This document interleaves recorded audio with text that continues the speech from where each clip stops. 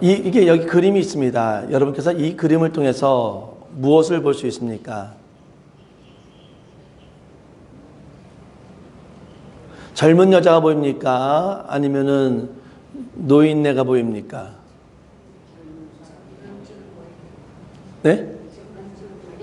그러니까 노인네가 보입니까? 젊은 분이 보입니까? 젊은 사람이 보여요? 젊은 사람이 대체로 많이 보이네. 예, 그래요. 그런데요, 저기 이렇게 이렇게 젊은 사람이 이렇게 내려온 게 그냥 코라고 한번 생각해 보시고 쭉 이렇게 된 게 이렇게 입이라고 한번 생각해 보세요. 그럼 누가 보입니까? 자, 이렇게 요게 코, 요게 입, 이게 얼굴. 그러면은 이게 눈. 누가 보입니까? 할머니가 보이죠. 할머니 안 보이세요? 모자 쓴 할머니. 그렇죠. 모자 쓴 할머니. 그 젊은 여자분. 크게 보면은 할머니. 다 보이시나요? 우리가 욥이 그렇습니다. 그러니까 욥기가 우리가 그냥 작게 보면은 왜 우리 크리스찬이 왜 고난을 당할까? 왜 우리가 예수를 잘 믿는데 우리가 고난을 당해야 하는가라는 것을 설명해 주고 있습니다. 하지만 더 크게 본다면은 내가 힘든 것마저도, 내가 어려운 것마저도 다 하나님의 섭리 가운데 있다는 거예요. 내가 모든 어려움을 이해할 수는 없지만은 때로는 이해하지 못하는 그 어려움도 나는 정말 열심히 일을 했고 열심히 살아왔는데 어려움을 당하는 가운데서도 그것을 주관하시고 섭리하시는 분은 누구다? 바로 하나님이시다라는 걸 보여주는 것이 바로 욥기라는 겁니다. 그래서 욥을 통해서 왜 나에게 이런 어려움이 있습니까?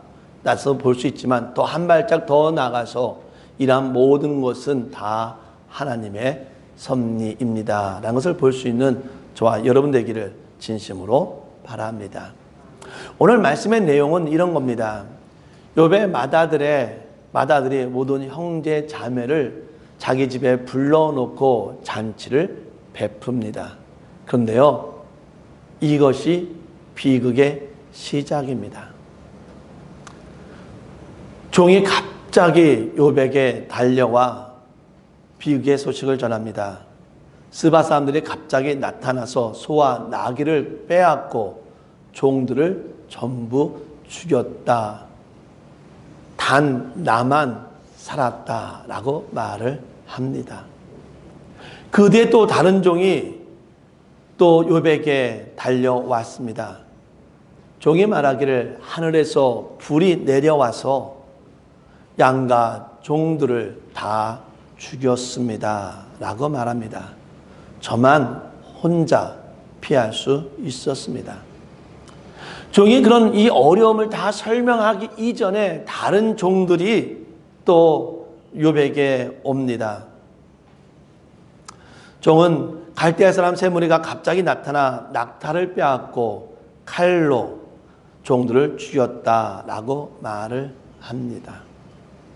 그런데 그 다음에 종의 소식은 더욱더 비극적이었습니다. 맏아들의 집에서 모인 그 모든 형제들이 세찬 바람 위에서 그 기둥이 무너져서 모든 자녀들이 죽었다라고 이렇게 이야기를 합니다. 한 가지 사건만으로도 마음이 찢어져요. 한 가지 사건만으로도 우리는 너무나 힘듭니다. 그런데 욥은 한날에 이 네 가지 모든 소유물을 잃어버리고 자기 자녀들을 잃어버리는 그 비극적인 일을 당하게 된 것입니다. 첫 번째와 세 번째 재앙은 사람에 의해서 당한 재앙이었어요. 두 번째는 네 번째는 자연 죄였습니다. 두 번째는 하나님의 불이 임했다라고 했습니다. 그러면은 이 재앙은 누가 준 겁니까? 하나님이 준 거예요. 네 번째 마찬가지, 네 번째도 자연재해입니다. 근데 구약시대 때는 자연재해가 임하는 것은 다 하나님의 재앙이다라고 생각을 했습니다. 결론적으로 보면은 지금 이 네 가지 모든 재앙은 누가 주신 거예요? 하나님이 욥에게 허락한 재앙이라는 겁니다. 이때 욥은 어떻게 합니까? 자기의 겉옷을 찢고 그다음에 머리를 밀고 땅에 엎드려서 자기의 슬픔을, 자기가 지금 얼마나 아픈지, 자기가 얼마나 비통한 상태인지, 자기가 얼마나 슬픔 속에 있는지를 하나님에게 보여주고 있는 겁니다.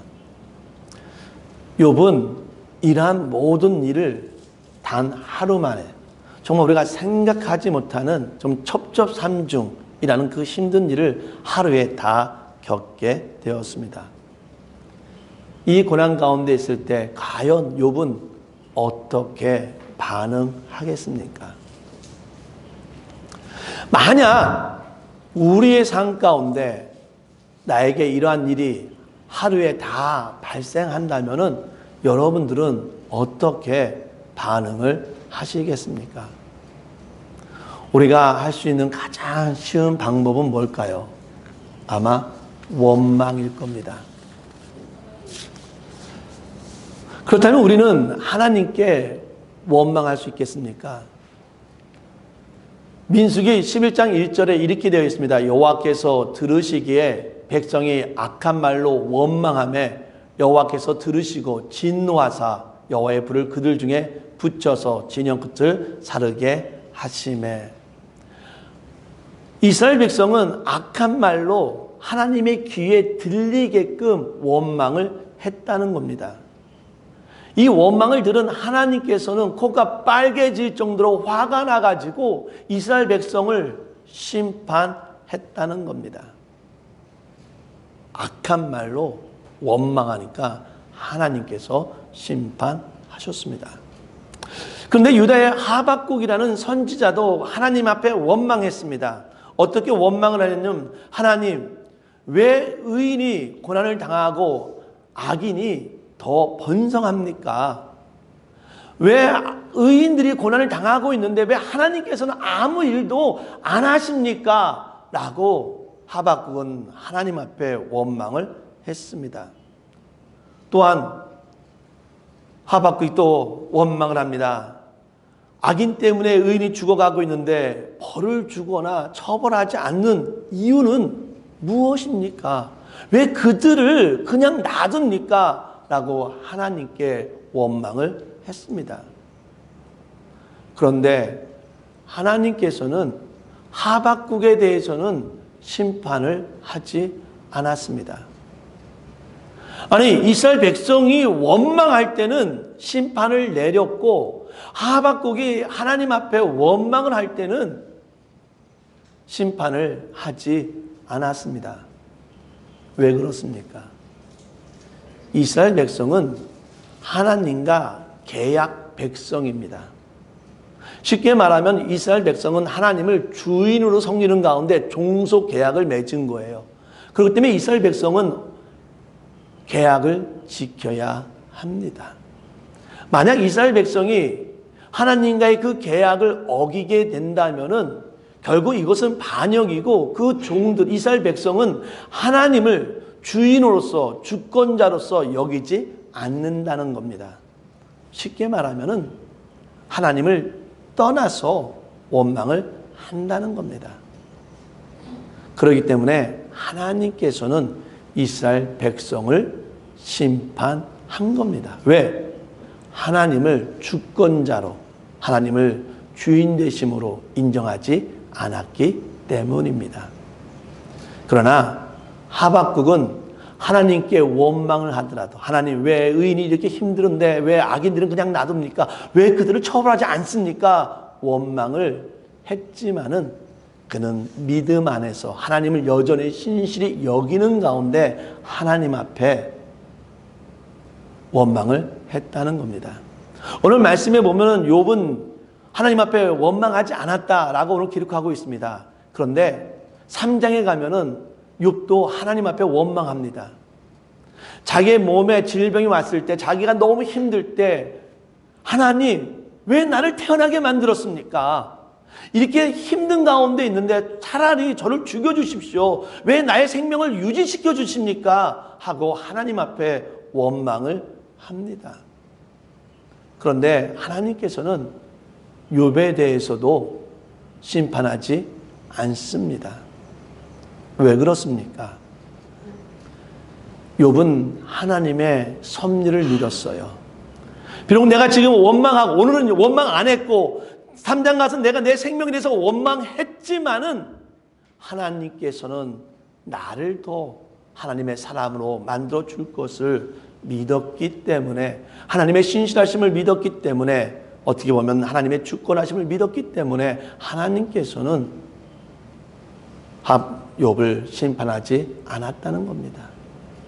사랑하는 성도 여러분, 우리도 정말 어처구니 없는 일에, 우리도 너무나 힘든 상황에 있을 때 하나님 앞에 원망할 수 있습니다. 우리가 원망하더라도 하나님을 떠나지 않기를 바랍니다.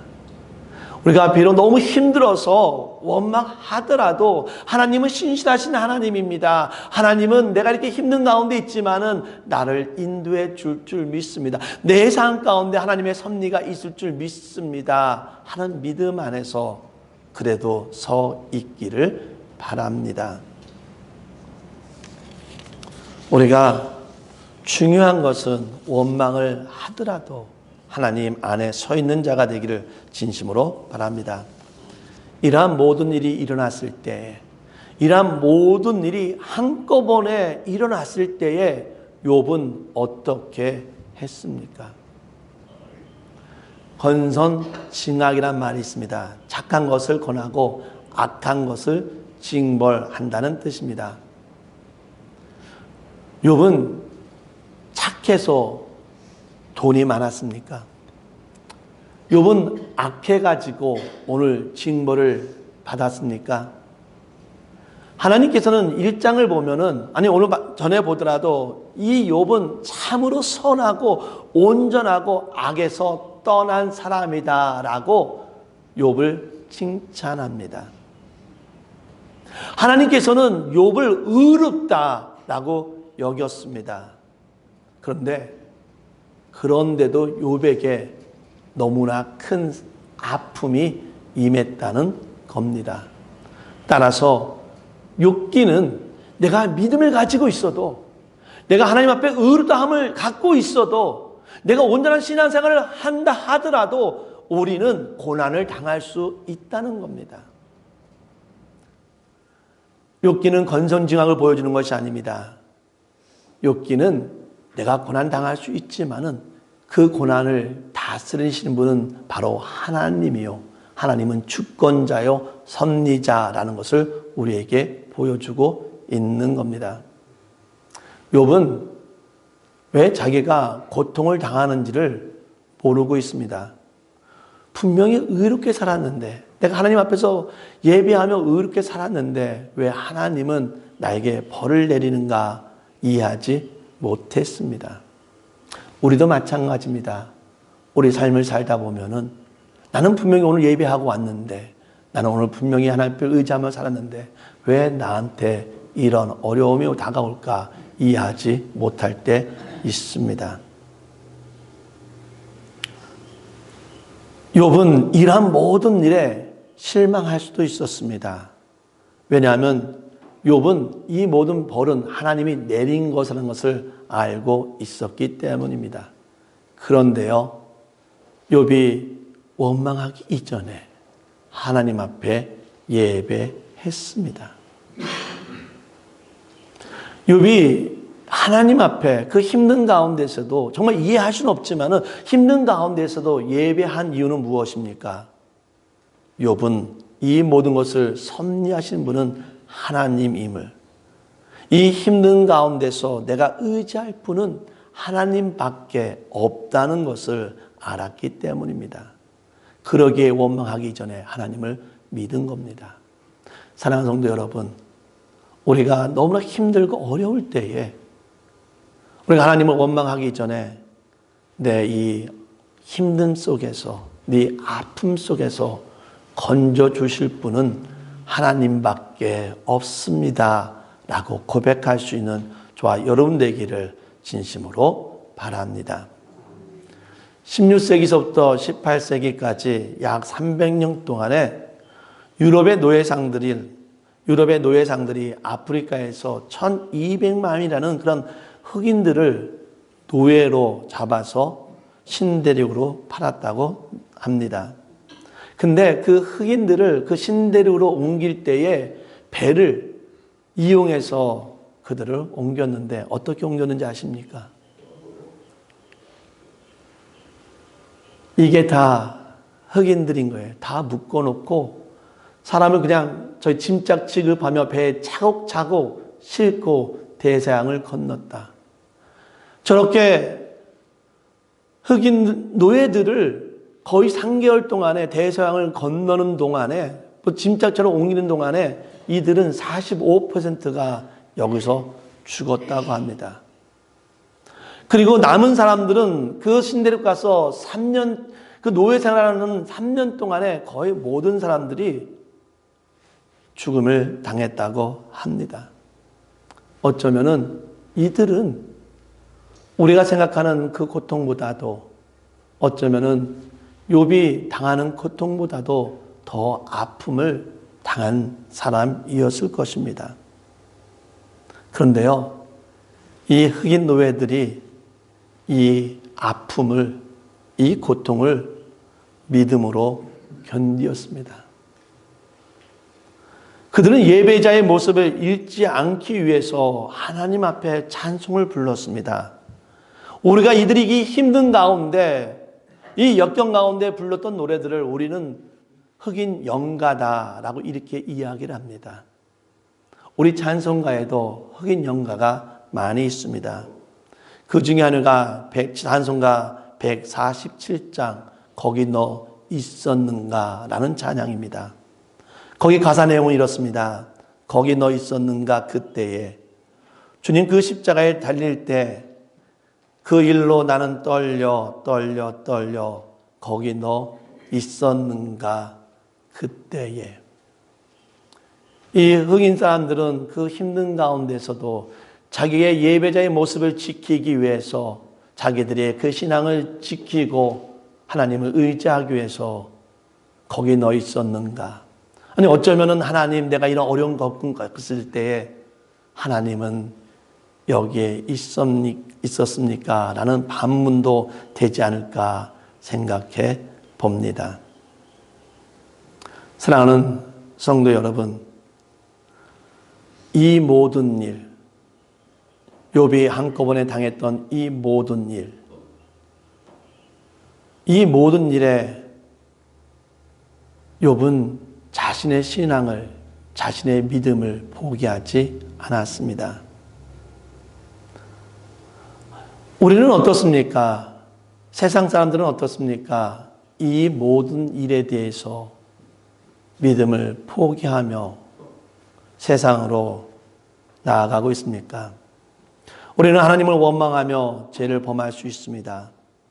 우리는 비록 원망을 하더라도 하나님을 떠나서는 안 됩니다. 하나님의 주권, 즉 하나님은 창조주요, 하나님은 전능자요, 하나님은 섭리자요, 하나님은 우리를 인도하시는 하나님임을 고백해야 합니다. 이 모든 일에, 우리가 발생하는 이 모든 일에 하나님을 원망하기보다는 먼저 하나님을 의지하기를 원합니다. 우리 하나님의 은혜가 임할 수 있도록, 하나님의 은혜가 없이는 우리는 살 수 없습니다 라고 고백하며 하나님 앞에 예배하는 예배자가 되기를 원합니다. 이 시간 하나님께, 하나님 내가 원망하기 전에 하나님을 주권자로 섭리자로 여기며 하나님을 예배하는 자 될 수 있도록 인도하여 주시옵소서. 이 험한 삶 속에서도 주님 앞에 순종하며 살아가는 자 될 수 있도록 인도하여 주시옵소서. 우리 이 시간에 잠깐 속으로 기도합시다. 정말 하나님, 내가 이 힘든 가운데서도 원망하기 이전에 하나님의 신실하심을 의지하게 하여 주시옵소서. 속으로 주님 도와주시옵소서. 그러는 가운데 주님이 나에게 하시는 말씀을 이 시간 들어보기를 원합니다. 잠깐 기도하도록 하겠습니다. 하나님, 우리가 힘든 가운데, 어려운 가운데에 원망을 했습니까? 하나님, 우리가 비록 원망하더라도 믿음을 지키게 하여 주시고, 원망하기 이전에 하나님이 우리의 주권자임을, 섭리자임을 우리가 고백할 수 있는 저희가 될 수 있도록 인도해 주시고, 그 섭리자의 음성을 들으며 살아갈 수 있도록 인도해 주시옵소서.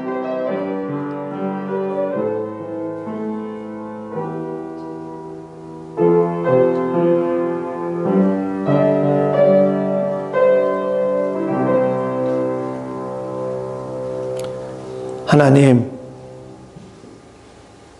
우리가 삶을 살면서 이해하지 못하는 아픔들이 너무나 많이 다가올 때가 있습니다. 일 때문에, 건강 때문에, 또는 믿었던 사람 때문에, 내가 알고 있었던 사람 때문에 우리가 힘든 일을 당할 수 있습니다. 이때 우리가 할 수 있는 것은 원망입니다. 왜 이렇게 나에게 힘든 일을 주셨습니까? 왜 나만 이렇게 힘듭니까? 원망할 수도 있습니다. 하나님, 우리가 비록 하나님 앞에서 원망하더라도 하나님의 신실하심은, 하나님의 주권은 인정하게 하여 주시옵소서. 원망하더라도 나는 여전히 하나님의 자녀입니다. 이 어려움을 이겨낼 수 있게 하실 분은 하나님밖에 없습니다. 고백하게 하여 주시옵소서. 원망이 최선이 아니라는 것을 알게 하여 주시옵소서. 원망하기 이전에 예배하게 하여 주시옵소서. 원망하기 이전에 기도하게 하여 주시옵소서. 원망하기 이전에 하나님을 바라보게 하여 주시고, 하나님의 섭리를 믿으면서 믿음으로 나아가게 하여 주시옵소서. 우리를 보호해 주시고 인도해 줄 믿사오며 예수님의 이름으로 간절히 기도합니다. 아멘.